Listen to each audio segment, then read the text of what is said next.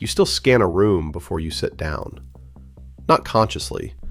Your eyes find the exits, the angle of the bar, who's looking at who's standing too close to who, and only then do you pick a seat. You've done it for 40 years, and you don't even notice you're doing it anymore. I'm Frank, and what you're about to hear is the wiring diagram, the actual unspoken rules a gay man living through the 1980s followed every single day, and why your body still runs the program in 2025. Forget the parade. Forget the corporate float with the rainbow logo. In 1980, in 1983, in 1986, Pride wasn't a month. It was a contract. A tight, unwritten, brutally specific set of rules about how you dressed, how you stood, who you nodded at, what side of your back pocket a piece of cloth was hanging out of, and what words you swallowed when the wrong person walked in. Break a rule, and at minimum, you got read as a tourist. Break the wrong rule, and you got fired, or arrested, or worse. So you learned the rules, and the rules learned you back. Start with the closet, not the metaphor, the actual desk drawer. You kept the photo face down. You kept the second toothbrush in a travel kit. When the office Christmas party invitation said, "and guest," you brought a woman from accounting who knew the deal. Or you brought no one and said your roommate had the flu. That word, roommate, did about 90% of the work in a 1980s gay man's vocabulary. The institutional memory behind that wasn't paranoia. Through the Lavender Scare, federal employees had been pushed out of their jobs on suspicion alone, on the theory that a gay man was a blackmail risk to national security. That ghost was still in the building in 1985. Your boss didn't have to say it. You already knew. And here's where it gets interesting, because the rule didn't end when the workday ended. It ended at a specific street corner. Anyone who lived in New York in that decade can tell you about the wardrobe rule. You did not wear the same clothes uptown that you wore on Christopher Street. You couldn't. Researchers writing about gay male apparel in that period documented it plainly. A man moving between an Upper East Side office and the West Village kept essentially two wardrobes. The Izod shirt and the boat shoes uptown. The Levi's 501s, the flannel, the boots, the mustache downtown. You changed in your apartment between the two like a costume change between acts, because the same body wearing the same clothes in both places was a body asking for trouble in one of them. Which brings us to the uniform, the Castro Clone. If you don't know the term, the look is in your head anyway. The 501s, the tight white t-shirt or plaid flannel, the cropped hair, the mustache, the boots. The name itself traces back to a writer and activist named Arthur Evans, who used it in the Castro in the late 70s as a jab at the conformity of the look. He was making fun of it. The look kept going anyway, right through the mid-80s, because being mistaken for straight on the sidewalk was, in a lot of cities, a survival feature.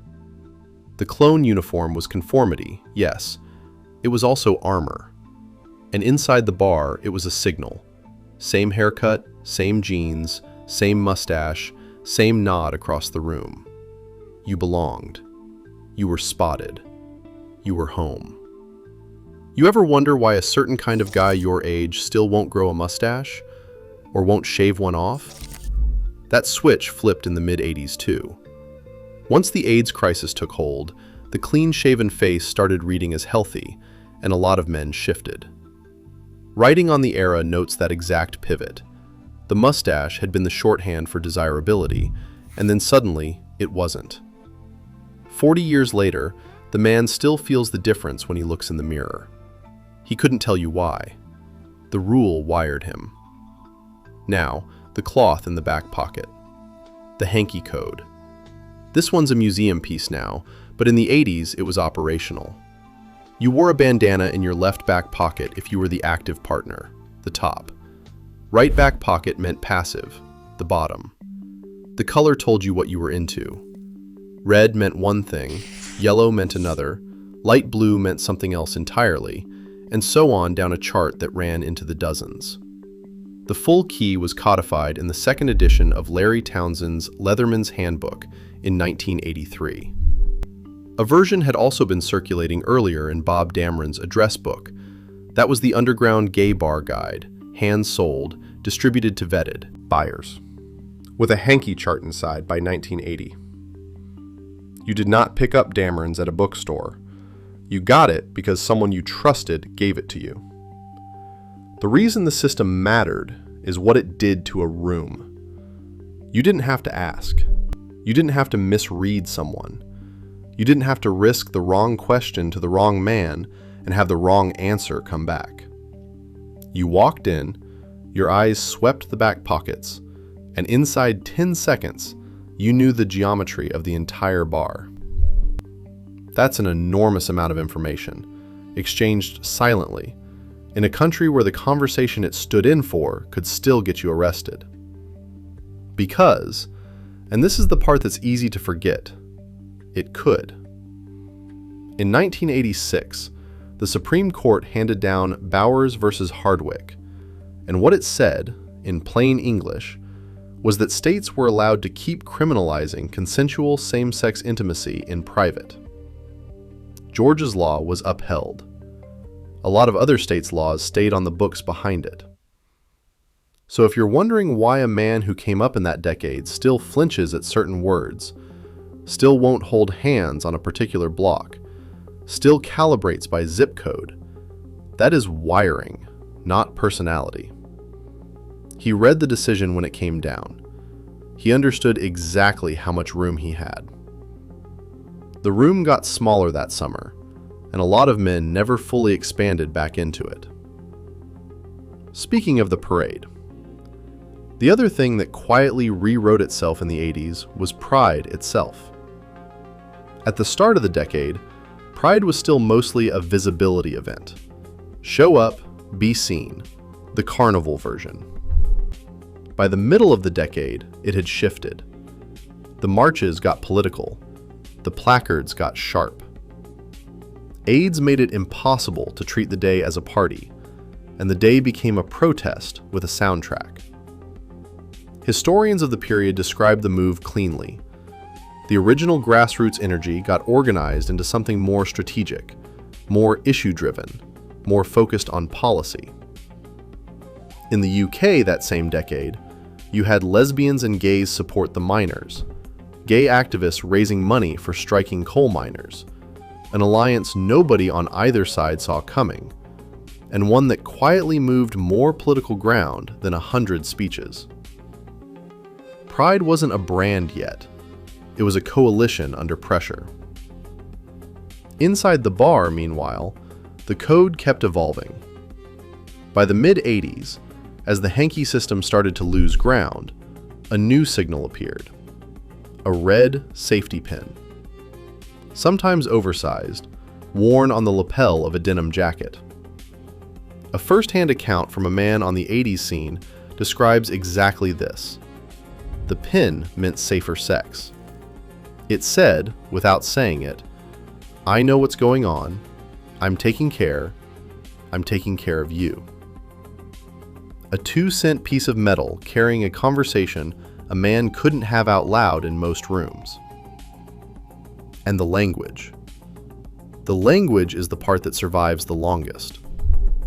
There was a vocabulary that bled down from earlier generations of gay men, especially out of British theatrical and carnival worlds, a hybrid slang called Polari, full of Italian and Yiddish and Romani and old theater cant. Bona for good, vada for look, omi-palone for a gay man, trade for a partner.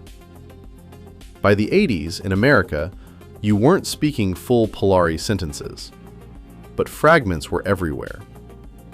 An older man at the bar would drop a word, and you'd watch a younger one's eyes light up. He'd heard his uncle say that 20 years ago, and never known what it meant until right then. The vocabulary was a test. If a stranger could vada the bona omi across the room, the stranger was family. If he just blinked at you, you knew exactly who you were dealing with, and you adjusted accordingly. Sit with that for a second.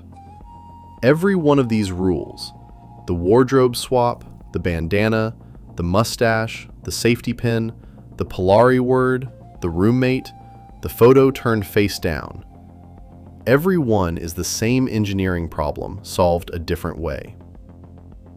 The problem is, how do I find my people, signal my truth, and stay safe from everyone else, all in the same 5 seconds, in public, in a country whose Supreme Court has just told me my private life is criminal?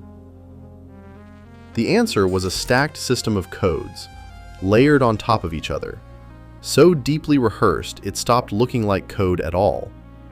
It just looked like a guy in a flannel shirt with a bandana in his pocket, walking down a sidewalk. And here's what gets missed. The codes worked. They worked so well, for so long, in so many rooms, that they wrote themselves onto you. You ran them every day for 10, 15, 20 years of your life, in the most formative decade of your adulthood. And the muscle memory didn't go away when the laws did. You still scan. You still clock the back pocket even though almost no one's worn one in 30 years. You still feel a tiny static charge when a stranger drops the right word. You still soften your voice on certain phone calls without deciding to. The rules retired. You didn't. There's a man somewhere right now, 62 years old, who hasn't worn a yellow shirt since 1984 and could not explain to you why. There's another one who still won't put a photo on his desk at work, and he retired from that job in 2019. There's a third who walks into any new bar and finds the door before he finds the bartender. None of them are paranoid. All of them are fluent. They learned a language under pressure, in a decade that demanded fluency, and the language stuck. The last piece is the one I want you to hold on to. The point of all of it, the clothes, the cloth, the green carnation lineage going all the way back to Oscar Wilde's flower in his lapel, the whispered word in the bar, the safety pin, the mustache, the silence at the office party, was never about hiding. It was about finding. Every code was a key. Every key opened a door to another person who knew. In the most hostile decade on paper, gay men built one of the most sophisticated peer recognition systems any subculture has ever run. And they ran it on dry cleaning and pocket squares. Call it what it was, an engineering feat pulled off under siege. You were part of that. If you lived it, you ran the code. If you came up after, you inherited a community that exists in its current form because a generation of men in 501s figured out how to point at each other across a room without ever pointing. That's worth remembering this June. Not the float, the pocket. We'll leave it there. There's one more on the screen that picks up right where this left off.